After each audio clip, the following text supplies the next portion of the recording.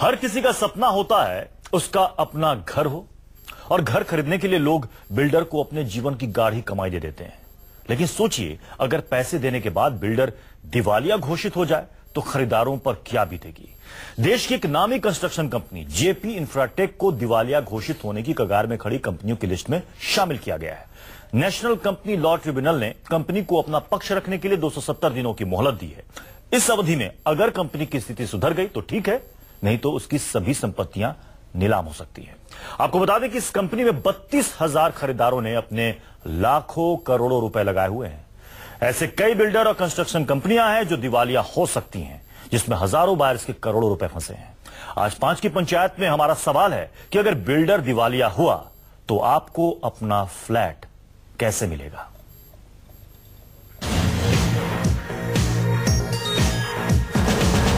एक घर के लिए लोग अपनी पाई पाई लगा देते हैं। एक अदद फ्लैट के लिए पूरी जमा पूंजी खर्च कर देते हैं। हर महीने लंबी चौड़ी ईएमआई जमा करते हैं। फ्लैट के लिए लंबा इंतजार करते हैं। फ्लैट तैयार हो चुका हो और तब आपका बिल्डर दिवालिया हो जाए तो समझिए इससे बड़ा झटका फ्लैट बायर्स के लिए और कुछ नहीं हो सकता।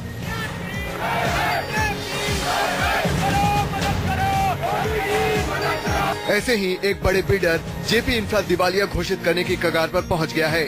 नेशनल कंपनी लॉ ट्रिब्यूनल ने जेपी बिल्डर्स को दिवालिया घोषित होने की कंपनियों की लिस्ट में डाल दिया है। जेपी बिल्डर पर बैंकों का तकरीबन 8,300 करोड़ रुपए बकाया है। अगर जेपी बिल्डर के हालात 9 महीने में भी नहीं बदले तो इसकी संपत्ति नीलाम कर दी जाएगी। एनसीईआरटी के इस कदम के बाद 32,000 फ्लैट बायर्स अधर में लटक गए हैं। ऐसे में सवाल है कि अगर बिल्डर दिवालिया घोषित हो जाए तो फिर आपको अपना फ्लैट कैसे मिलेगा। जी हाँ, बड़ा सवाल है। बिल्डर का तो कुछ नहीं होगा, कंस्ट्रक्शन कंपनी का कुछ नहीं होगा अगर वो दिवालिया घोषित हो जाती हैं। लेकिन सोचिए, उन सैकड़ों हजारों लोगों का क्या होगा जिनकी गाढ़ी कमाई इन कंपनियों में लगी हुई है। इन बिल्डर्स के पास है फ्लैट खरीदने के लिए, फ्लैट तो मिलेगा नहीं, क्या पैसे उनको वापस मिलेंगे। बड़ा सवाल है ये कि अगर बिल्डर दिवालिया हुआ तो ऐसी स्थिति में क्या आपको अपना फ्लैट मिलेगा। इसी पर आज हम बात करेंगे। हमारे साथ हैं श्वेता भारती जी, जनरल सेक्रेटरी है Noida extension flat owners welfare association की। हमारे साथ हैं सीए मुकेश मोहन जी, जो कि रिजोल्यूशन प्रोफेशनल भी हैं और साथ ही मेंबर हैं नेशनल। और भी कुछ मेहमान हमारे साथ जुड़ेंगे, लेकिन सबसे पहले मुकेश मोहन जी, ये एक मामला सामने आया है जेपी इंफ्राटेक का। हालांकि ऐसी और भी कई कंपनियां हैं जो कि अभी लिस्ट में हैं, जो कि जिन पर यह प्रक्रिया चल सकती है दिवालिया घोषित होने की। लेकिन सवाल है कि उन लोगों का क्या होगा, खरीदारों का क्या होगा जिन्होंने अपनी गाढ़ी कमाई जो पाई पाई जोड़ी थी सब कुछ बिल्डर को दे दिया, उनके हाथ क्या आएगा। फतेश जी देखिए, पहले हमें समझना पड़ेगा कि ये जो अभी इंसॉल्वेंसी की बात हो रही है कि दिवालिया हो गई कंपनी, तो ये दिवालिया कभी घोषित कोई कंपनी नहीं हुई है। अभी ये नया अंडर प्रोसेस है। हाँ, तो ये नहीं, ये दिवालिया घोषित करने के लिए नहीं है ये प्रोसेस। ये प्रोसेस है रेजोल्यूशन फाइंड आउट करने के लिए। ठीक है। ये जो एक मिसकंसेप्शन है कि अब ये जो कंपनियां हैं ये दिवालिया घोषित करने के लिए कोर्ट में चली गई हैं या बैंक चले गए हैं उनको दिवालिया घोषित करने के लिए। मुझे लगता है इनको टाइम लिमिट जो दी गई है 270 दिनों की, वो क्या, अगर उस स्थिति में, अगर उस टाइम पीरियड के अंदर अगर स्थिति सुधर गई तो ठीक है, नहीं सुधरी फिर नहीं सुधरी तो लिक्विडेशन है। तो पहली बात हमें ये समझना पड़ेगा कि ये दिवालिया घोषित करने की तरफ कोई लीगल प्रोसेस शुरू नहीं हुआ। ये लीगल प्रोसेस जो शुरू हुआ वो शुरू हुआ कि इसका रेजोल्यूशन क्या है। देखिए, आप जो बात कर रहे हैं बिल्कुल सही है। वो जो बेचारे बायर्स हैं, हजारों करोड़ों बायर्स हैं, उन्होंने अपना पैसा लगा दिया। ये अगर आप इन बायर से पूछे ये कितने साल से परेशान है, क्या इनकी परेशानी अभी अभी आई है या ये पिछले 5 से 10 सालों से परेशान है। जिनको हो सकता है कुछ बायर्स ऐसे होंगे जिनको बिल्डर्स ने कहा होगा आज से 4 साल पहले टाइम हो गया होगा उनका कि आपको 2013 में हम फ्लैट दे देंगे। वो बेचारे बिल्डर्स क्या कर रहे थे, 2013 से वो परेशान थे। कभी इस दरवाजे, कभी उस दरवाजे, कभी कंज्यूमर कोर्ट, कभी बिल्डर के दरवाजे, कभी एफआईआर करना, कभी बिल्डर के आगे नाक रगड़ना, ये सब चल रहा था। ये जो एक्ट आया है इंसॉल्वेंसी एंड बैंकरप्सी कोड जो आया है, ये शायद इसमें बहुत ज्यादा मददगार साबित होगा। ये जो अब 6 महीने की बात हम कर रहे हैं, 6 महीने में क्या होगा, जो बेचारे, अगर ये नहीं आता कोड, तो ये जो लेकिन ये इस एक्ट की जो आप बात कर रहे हैं, इंसॉल्वेंसी एक्ट की जो बात कर रहे हैं, इसमें भी जो एक प्रोसेस है वो बहुत लंबा है। नहीं, लंबा नहीं है। एक कमेटी बनेगी, वो इस पर विचार करेगी, ये तमाम बातें हैं। नहीं, ये लंबा नहीं है। ये एक प्रोसेस है।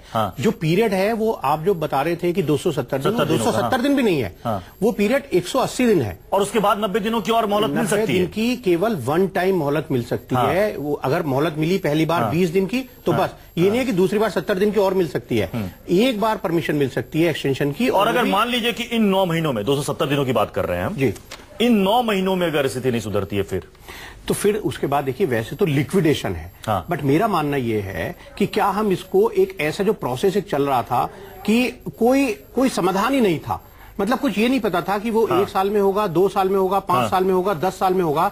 अभी हमारे सामने एक टाइम लिमिट तो है कि भैया देखो, अगर 6 महीने में सब कुछ रेजोल्यूशन हो सकता है। और रेजोल्यूशन इसमें क्या होगा, अगर आप ये जो ऑर्डर पड़े ना, अगर आप जेपी इंफ्रा की जो बात करते हैं, कितनी फास्ट, आप देखिए 9 तारीख को ये ऑर्डर हुआ। आज हम ये आपके स्टूडियो में बैठ के बात कर रहे हैं। सभी न्यूज़पेपर्स में, सभी न्यूज चैनल्स इतने एक्टिव हैं, आप लोग इतना इंपॉर्टेंट रोल प्ले कर रहे हैं कि इतने जागरूक हैं कि 2 दिन के अंदर हम सब लोग ये समझने की कोशिश कर रहे हैं कि ये क्या होगा, कैसे होगा, जो बायस है उनका क्या होगा। ये जो टाइमलाइंस है ना, इसमें उस एक्ट में आप तो 6 महीने की बात कर रहे हैं, मैं कहूंगा टाइमलाइन उसमें ऐसी है 24 घंटे, 48 आवर्स। बहुत सारी टाइमलाइन, जो आपने कमेटी ऑफ क्रेडिटर्स की बात करी, तो उसकी मिनट्स बनानी है तो 48 घंटे के अंदर अंदर उसकी मिनट्स बना के फाइनल कर देनी है। जो टाइमलाइन है बड़ी स्ट्रिक्ट टाइमलाइन है। और मुझे लगता है कि हम सबको बड़ा पॉजिटिव अप्रोच से सोचना पड़ेगा कि ये एक टाइमलाइन ऐसी। तो आपका ये मानना है कि जो ये टाइम लिमिट है, इसमें हमें अपनी सोच पॉजिटिव रखनी चाहिए। ठीक है, हर कोई पॉजिटिव सोचेगा, क्योंकि भाई हजारों करोड़ों रुपए लोगों के फंसे हुए हैं। हर कोई घर चाहता है, हर कोई घर चाहता है कि भाई बिल्डर हमें घर बना कर दे दे, क्योंकि हमसे जो वायदा किया गया, जो पैसे लिए गए, वो पैसे डूबे नहीं। अंशुमान शर्मा जी हमारे साथ प्रॉपर्टी एक्सपर्ट पर जुड़ चुके हैं। अंशुमान जी, सवाल आज का यही है कि अगर बिल्डर या कंस्ट्रक्शन कंपनी दिवालिया घोषित हो जाती है, ऐसी स्थिति में जिन लोगों ने अपने पैसे लगाए हैं उनको फ्लैट कैसे मिलेगा? देखिए, अभी हमारे सहयोगी ने भी ये जो बात कही, बहुत सही बात कही। बस एक थर्ड पार्टी का इन्वॉल्वमेंट जो उस चीज की मॉनिटरिंग करे और ये देख सके सभी पक्षों के साथ सही तरीके से न्याय हो, और जिन लोगों ने अपने घर का सपना देखा है वो सपना उनका पूरा हो। क्योंकि अभी तक हो क्या रहा था कि there was no third party involve और जो मॉनिटर उसको कर सके। तो मुझे लगता है कि कहीं ना कहीं ये जो कमेटी बनेगी और जो इसकी मॉनिटरिंग करेगी, उससे बहुत ज्यादा इस चीज को एक टाइम बाउंड तरीके से, एक लिमिटेड टाइम में उसको सॉल्व करने में बहुत मददगार होगा। लेकिन जिन खरीदारों को बिल्डर ने वायदा किया था कि 5 साल में, 4 साल में घर कंप्लीट करके दे देंगे, आज 10 साल हो गए उनको घर नहीं मिला। अब ये जो कमेटी बनेगी, ये इससे रिजॉल्व करेगी, उसमें अगर पता चला कि बिल्डर कह रहा है कि साहब हम तो और बना नहीं पाएंगे, आप अपने पैसे वापस ले लो, तो पैसा आपने कब लगाया, आपको कितना पैसा आज की तारीख में मिलेगा? घर तो मिला नहीं, और वो भी पैसा मिलेगा कि नहीं मिलेगा इसकी भी गारंटी नहीं है।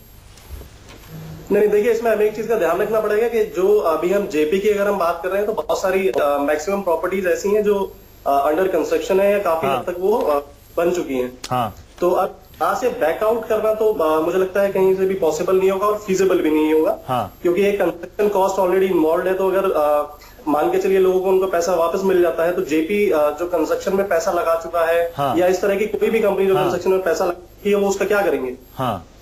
सो this has to be resolve in between all these parties, और वो हर किसी के फेवर में ये चीज निकल के। अच्छा, दूसरी बात मैं एक और चीज ऐड करना चाहूंगा यहाँ कि अगर आप किसी भी इंडस्ट्री को उठा के देखते हैं, तो कुछ रूल्स बनते हैं, कुछ फंडामेंटल रूल्स होते हैं जिन पे आप काम करते हैं, लेकिन over a period of time जो होता है, कुछ उतार चढ़ाव इस तरीके के होते हैं, चाहे वो मीडिया हो, चाहे जो भी इंडस्ट्री हो, कि वहां पे संशोधन लाने पड़ते हैं।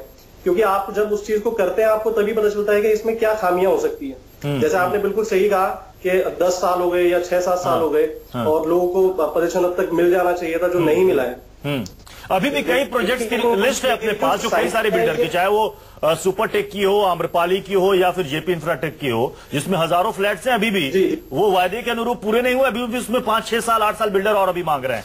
श्वेता जी, ये बताइए कि नोएडा एक्सटेंशन की, ये जो नोएडा एक्सटेंशन का नाम अब लोगों ने काफी पहले से, अब तो टेंशन और ज्यादा बढ़ गई है, तो इस टेंशन से जो लोग सफर कर रहे हैं, जब उनको ये पता चलता है कि साहब हमने जहां पैसे फंसाए, अब तो वो हाथ खड़ा कर रहा है बिल्डर, तो क्या लगता है, उम्मीद आपको दिखती है कि आपको घर मिलेगा या जो पैसा आपने लगाया वो पैसा वापस मिलेगा?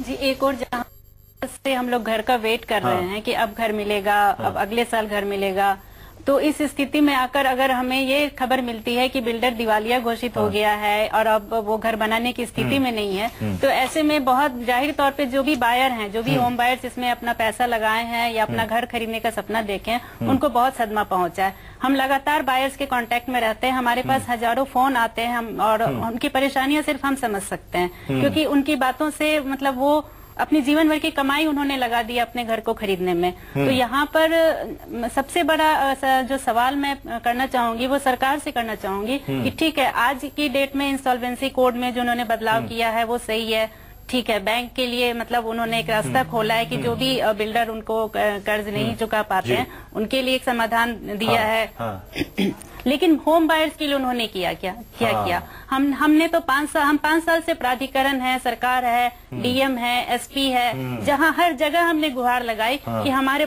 प्रोजेक्ट में काम बंद पड़ा है, हमारे पैसे कहाँ गए, हमें पैसों का हिसाब चाहिए। तो अब तक सरकार क्या कर रही थी? क्या सरकार वेट कर रही थी कि बिल्डर दिवालिया घोषित होगा उसके बाद ये वाजिब सवाल है मुकेश मोहन जी। हाँ, मैं बता, ये जो कह रही हैं श्वेता जी कि आपने पैसे हमसे ले लिए, हमने बैंक से लोन ले लिया, चलिए बैंक बिल्डर्स के जो कर्जे हैं बैंक उसके लिए बिल्डर्स के पीछे पड़े कि साहब अपने पैसे दिलाओ, उसके लिए तमाम तरह के नियम भी हैं। बैंक को मान लीजिए कि उनके एसेट्स बेचकर पैसे भी मिल जाते हैं, जिन लोगों ने पैसे लगाए या लोन लिए उनको क्या मिलेगा, उनको रिटर्न क्या मिलेगा? नहीं, देखिए ये जो रेजोल्यूशन बनेगा ना, अगर आप ऑर्डर देखें ना, जेपी का जो ऑर्डर है इलाहाबाद एनसीएलटी में है, वो भी उनकी वेबसाइट पर है, ऑनलाइन है। उसमें भी पहले तो बिल्डर ने इसमें ऑब्जेक्शन किया था कि साहब ये हमें इस कोड में हमारा एडमिशन नहीं होना चाहिए, लेकिन बाद में उन्होंने कहा कि नहीं, आप हमारा एडमिशन कर दीजिए क्योंकि हम भी इंटरेस्टेड हैं in the interest of all the stakeholders, और उसमें उसने खास तौर से लिखा है in the interest of home buyers. हम भी इंटरेस्टेड हैं कि इनका सबसे फास्ट रेजोल्यूशन होना चाहिए। आपने जो कहा कि जो बिल्डर है वो कहेगा कि भाई तुम अपने पैसे वापस ले लो, ये कर लो, इसमें एक चीज सबसे इंपॉर्टेंट जो है, अभी तक हमारा क्या होता था, डेटर्स इन पोजीशन, मतलब क्या होता था, जिसको लोन दिया बैंक ने उसी के पोजीशन में चलता रहता था काम, वो अपना करता रहता था। इस केस में क्या होता है, इंसॉल्वेंसी में एक बहुत बड़ा बदलाव जो आया है, जो मैडम ने भी पूछा कि सरकार क्या कर रही है। इंसॉल्वेंसी में एक सबसे बड़ा बदलाव ये आया है कि जिस दिन ये केस एडमिट हुआ 9 अगस्त को, परसों, उस दिन से जो बोर्ड ऑफ डायरेक्टर्स है वो सस्पेंड हो गया। अच्छा। मतलब ये हुआ कि आज के दिन में जेपी इंफ्रा या और जैसे आम्रपाली के भी 3 अभी हुए, एएमआर हैं, या बहुत सारे जो बिल्डर या जो भी कंपनी है, वो बिल्डर हो या कोई और कंपनी हो, जिस दिन एनसीएलटी में केस एडमिट हुआ उस दिन से आप समझ लीजिएगा कि जो डायरेक्टर्स हैं, जो कंपनी के ओनर्स हैं, वो बिल्कुल आउट हैं, उनकी कोई पावर्स नहीं है, वो एक पैसे का चेक साइन नहीं कर सकते, वो कोई डिसीजन नहीं ले सकते। और ये जो कमेटी की आप जो बात कर रहे हैं, इसको बोलते हैं कमेटी ऑफ क्रेडिटर्स। इस कमेटी ऑफ क्रेडिटर्स को वो अटेंड तो कर सकते हैं, लेकिन उनकी वोटिंग पावर्स वहां पर कोई नहीं है जो डायरेक्टर्स हैं। एक रेजोल्यूशन प्रोफेशनल है जिसको कोर्ट अपॉइंट करती है, वो आएगी। जैसे आपके जो पुराने अभी जो बोल रहे थे, उन्होंने कहा कि थर्ड पार्टी कंट्रोल है, तो वो एक रेजोल्यूशन प्रोफेशनल ऑलरेडी हर केस में अपॉइंट हो जाता है, जैसे एडमिट होता है, he will take care everything. तो इसी थर्ड पार्टी की भूमिका क्या होगी, इस पर भी हम बात करेंगे। इस बीच नोएडा में बायर्स कितनी मुसीबत में हैं, इस मामले पर यूपी के औद्योगिक विकास मंत्री सतीश महाना से बात की हमारे संवाददाता अशोक तिवारी ने। महाना जी, बहुत बड़ा सवाल है, आखिरकार उन निवेशकों का क्या होगा जिन्होंने बिल्डर्स के प्रोजेक्ट में पैसा लगा रखा है। अब तो कई सारी कंपनीज दिवालिया कंपनीज की श्रेणी में जा रही है, तो उनको कैसे उनका घर मिल पाएगा? ये समस्या बहुत क्रॉनिकल है, जिस समय कहा जाता है कि मल्टी ऑर्गन फेलियर वेंटिलेटर के ऊपर है, उसमें से निकालना कठिन है, लेकिन हमारा प्रयास है कि उसके ऊपर हम कार्रवाई करें। मुख्यमंत्री जी भी इसके लिए चिंतित हैं, उन्होंने फिर केवल इसी संदर्भ में बैठक बुलाई है। हमारा चिंता उन बायर्स के लिए है जिन्होंने अपने मेहनत का कमाई से वो फ्लैट्स खरीदे थे, जो किराया भी दे रहे हैं और ईएमआई भी दे रहे हैं। लेकिन ये समस्या विगत 10, 12, 15 सालों में खड़ी की गई थी। उस समय की सरकारों ने ये बात नहीं सोची कि हाँ, इनको बायर्स को फ्लैट कैसे मिले, उन्होंने केवल ये सोचा कि उनका लाभ कैसे होगा। व्यक्तिगत सरकार में बैठे हुए लोगों के हित के बारे में सोचा। मुख्यमंत्री जी के स्पष्ट निर्देश हैं कि किसी भी तरीके से हम हर हालत में उन बायर्स के साथ खड़े हैं जिन्होंने अपनी गाड़ी की कमाई का पैसा लगा। अभी मैंने कहा ना कि बहुत खराब व्यवस्था, मैंने बहुत क्रॉनिकल डिजीज के साथ हमारे को ये विषय मिला है। तो सरकार की तरफ से आश्वासन मिल रहा है कि सरकार इस मसले को देख रही है। आपको बता दें कि न्यूज 24 लगातार होम बायर्स के मसले को उठाता रहा। हमने एक मुहिम भी चलाई थी, योगी जी घर दिला दो। हमने एक और मुहिम चला दी थी, जिस धोखेबाज बिल्डर से आजादी, और इसका असर भी हुआ और सरकार ने अथॉरिटी और बिल्डर्स और होम बायर्स की बैठक बुलाई थी, मीटिंग बुलाई थी, और उसमें बिल्डर्स को बकायदा टाइम पीरियड दिया गया था कि उस बीच आप इन लोगों की समस्याओं का समाधान कीजिए। अंशुमान जी, जो बात यहां पर हुई एक थर्ड पार्टी की, आपने शुरुआत में कहा कि पहले नहीं था अब है, तो इससे एक उम्मीद जगी है। श्वेता जी कह रही हैं कि जब सरकार है, अथॉरिटी है और भी कई सारी ऐसी संस्थाएं हैं जो इन मसलों को देखती हैं, मॉनिटर करती हैं, अभी तक तो कुछ हुआ नहीं। ये जो एनसीएलटी आई है और आप कह रहे हैं कि इससे एक उम्मीद जगी है, कैसे होम बायर्स माने कि इसके बाद हमें इन समस्याओं से निजात मिल जाएगा? देखिए, कहीं ना कहीं अपना जो हमारा रुख है वो हमें पॉजिटिव तो रखना ही पड़ेगा, क्योंकि ऑलरेडी लोग पैसा दे चुके हैं। मैं खुद भी एक बायर हूँ। हाँ। और मैंने भी किसी बिल्डर के यहाँ पैसे दिए हुए हैं। हाँ। लेकिन सबसे जो मेन चीज है, मुद्दा ये है कि इस प्रॉब्लम का सोल्यूशन किस तरीके से हो। हाँ। क्योंकि अब ये सिचुएशन इस तरीके से हो चुकी है कि इससे कोई भी पार्टी से बैकआउट नहीं कर सकती है। ना तो बैंक ही बाहर निकल सकते हैं, ना ही बायर्स ही बाहर निकल सकते हैं, ना ही बिल्डर ही निकल सकते हैं, क्योंकि सबकी अकाउंटेबिलिटी और रिस्पॉन्सिबिलिटी सेट हो गई है। तो यहाँ पे जो एक बड़ा मेन मुद्दा है वो ये है कि इम्प्लीमेंटेशन कैसे हो। क्योंकि देखिए, आप रोड्स पे भी चलते हैं, आप कहीं भी जाते हैं, आप रूल्स तब तक नहीं मानते जब तक वहां पे कोई चालान करने वाला ना खड़ा हो। इसका मतलब क्या है कि आपको रूल्स पता है, रेगुलेशन पता है, लेकिन जब तक वहां पे कोई खड़ा होके उन चीजों को एग्जीक्यूट नहीं करेगा, पेनलाइज नहीं करेगा एक टाइम बाउंड पीरियड में, तो लोग उस चीज को मानते ही नहीं है। तो ये थर्ड पार्टी आने की वजह से मैं ये नहीं कह रहा हूँ कि इसका 100% सोल्यूशन निकल आएगा और किस तरीके से होगा, बट आई एम श्योर कि इसकी वजह से कहीं ना कहीं एक लिमिटेड टाइम पीरियड में सोल्यूशन निकालने की कोशिश की जाएगी। और जब regularly review, limited time period में सोल्यूशन निकालने की कोशिश, श्वेता जी, कोशिश की जाएगी। और इसमें क्या है कि देखिए, सभी पार्टीज का इन्वॉल्वमेंट बहुत जरूरी है। जैसे अभी हमारे दूसरे जो मित्र थे सहयोगी, उन्होंने बड़ी अच्छी बात कही कि इसमें क्रेडिटर्स जो है वो बैठेंगे, प्रमोटर्स भी होंगे और इनके रिव्यूज होंगे, और बैंकर्स भी होंगे, और होम बायर एसोसिएशन के जो लोग हैं शायद वो उनको भी उसमें इन्वॉल्व किया जाए। तो कम से कम अब ये तो पता होगा कि आज टाइम पीरियड के अंदर सोल्यूशन जो फैक्टर है यहाँ पर वो टाइम का ही है, क्योंकि बहुत ज्यादा टाइम हो चुका है, बहुत टाइम निकल चुका है, बहुत ज्यादा टाइम हो चुका है। लोग मतलब लोगों के सब्र का बांध टूट चुका है, लोग सड़क पर आ चुके हैं। ये आए दिन आप लोग खबर में आता है कि हर रोज प्रोटेस्ट हो रहा है। तो समझिए कि पानी जो है वो सर से ऊपर आ चुका है। ऐसे में अभी मंत्री जी जो ये कर रहे हैं, मतलब अब पिछली सरकार पे रोना या ये सब, अब इन सब चीजों का कोई वक्त नहीं है। आप आगे क्या करने जा रहे हैं उसका प्लान ऑफ एक्शन तैयार कीजिए। और ये जो भरोसा दे रहे हैं, ये जो बयानबाजी कर रहे हैं, इससे कुछ नहीं होगा। जमीन पर जब तक कुछ होता हुआ नहीं दिखेगा। ये कि कई सारे नोटिफिकेशन हो जाते हैं, सरकार की तरफ से फैसले ले लिए जाते हैं, अंदर खाने क्या चलता रहता है, बहुत सारे ऐसे तकनीकी पहलू हैं जो आम लोगों को समझ में नहीं आते कि भाई ये हो क्या रहा है। क्रेडाई जो है वो क्या काम करती है, रेरा है तो रेरा में क्या है, अब एनसीएलटी है वो क्या कर रही है, थर्ड पार्टी क्या है, लोगों को समझ में नहीं आता। इतने ज्यादा तकनीकी इसमें पहलू जुड़ जाते हैं कि क्या हो रहा है पता नहीं चलता। सीधे सरल शब्दों में, एक मान लीजिए कि मैं होम बायर हूं और मेरे इस समय 40 लाख रुपए फंसे हुए हैं और मुझे घर अभी तक नहीं मिला, मैं क्या उम्मीद मानूं, क्या मानूं कि मुझे घर मिलेगा या नहीं मिलेगा इस स्थिति में? देखिए, आप कम से कम ये मान सकते हैं कि अगर आप 5 साल से परेशान थे, मतलब हो सकता है परेशान तो 8 साल से हो, 5 साल पहले तो आपका ये था कि आपको परेशान मिलना है, तो आप 6, 7, 8 साल, 5 साल से परेशान थे।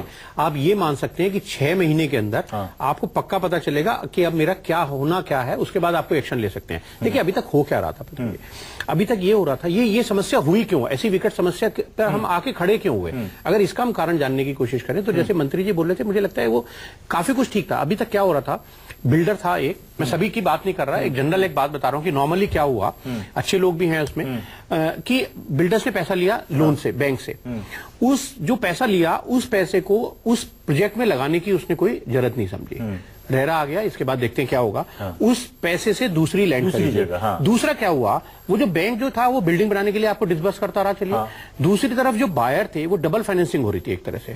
जो बायर था वो बेचारा भी पूरा अपना अलग से अपना individual residential loan finance sanction कराता था, वो पैसा भी बिल्डर के पास आता था। तो बिल्डर के पास दो तरह से पैसा आया, एक तो जो बैंक ने कंस्ट्रक्शन करने के लिए दिया, और एक जो कंस्ट्रक्शन लिंक प्लान में जो बायर से लिया, चाहे उसने अपने से दिया या बैंक से फाइनेंस करके दिया, डबल। लेकिन उन दोनों में से कोई पैसा नहीं लगा। ये समस्या कोई, दो जगह से पैसा आया लेकिन पैसा लगा तीसरी लैंड खरीदने में।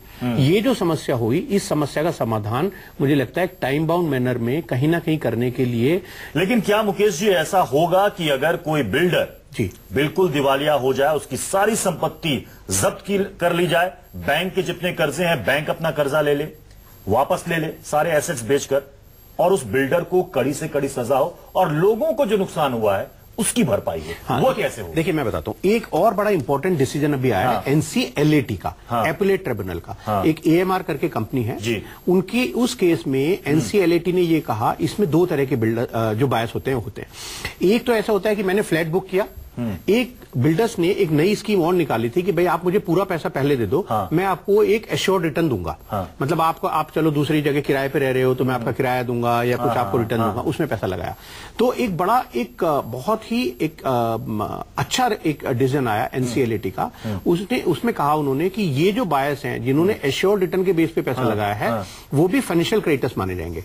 इसका इंपैक्ट कितना इंपॉर्टेंट है देखिए, इसका इंपैक्ट ये है क्योंकि जो कमेटी की आप बात कर रहे हैं, कमेटी ऑफ क्रेडिटर्स, उसमें केवल फाइनेंशियल क्रेडिटर्स जो हैं उनको वोटिंग राइट होती है। अब ये जो बायर हैं ये भी उस कमेटी ऑफ क्रेडिटर्स के पार्ट होंगे। तो जो रेजोल्यूशन बनेगा उसमें इनकी भी बड़ी भूमिका होगी। और मैं तो यहां तक कहूंगा कि कुछ बिल्डर्स ऐसे हो सकते हैं जहां, क्योंकि इसमें 75% वोटिंग के द्वारा जो डिसीजन है वो लिए जाते हैं, तो कुछ बिल्डर्स में कुछ केस में ऐसा हो सकता है कि मुकेश जी हम उम्मीद रखें, होम बायर्स उम्मीद रखें जी बिल्कुल। सर जैसे मैंने घर का सपना पूरा हो। देखिए क्या होगा अगर लिक्विडेशन में भी, समय की कमी से 10 सेकंड में, अच्छा लिक्विडेशन में भी अगर जाएंगे तब भी मैं समझता हूं कोई ना कोई नया कोई डेवलपर आएगा, वो इन एसेट को खरीदेगा, वैल्यूएशन जो भी होगी, और ये शायद मुझे लगता है कि ये कहीं ना कहीं बायर्स के लिए उनका जो प्रोजेक्ट है पूरा करके उनको देने की पूरी कोशिश कह रहे हैं कि हमें उम्मीद नहीं छोड़नी चाहिए। और एनसीएलटी और बाकी जो प्रोसेस इन्होंने बताया कि एक प्रक्रिया है, उसके तहत जैसा कि अंशुमान जी ने भी बताया कि अब थर्ड पार्टी का भी इन्वॉल्वमेंट हो गया है जो चीजों को देखेगी, मॉनिटर करेगी। इसलिए हमें पॉजिटिव सोचना चाहिए, होम बायर्स को निराश नहीं होना चाहिए। हम भी ये चाहते हैं कि जितने भी हजारों होम बायर्स हैं जिनके हजारों करोड़ रुपए फंसे हुए हैं, लाखों रुपए फंसे हुए हैं, उनको उनका घर मिले। ये नहीं कि बिल्डर कहे कि साहब अपने पैसे ले लो, लेकिन उनको अपना घर मिले, उनका सपना पूरा हो। बहुत बहुत शुक्रिया आप सभी का हमारे साथ जुड़ने के लिए। एक छोटे से ब्रेक के लिए यहां पर रुक रहे हैं, ब्रेक के बाद जल्द लौटेंगे। आप देखते रहिए स्टूडेंट।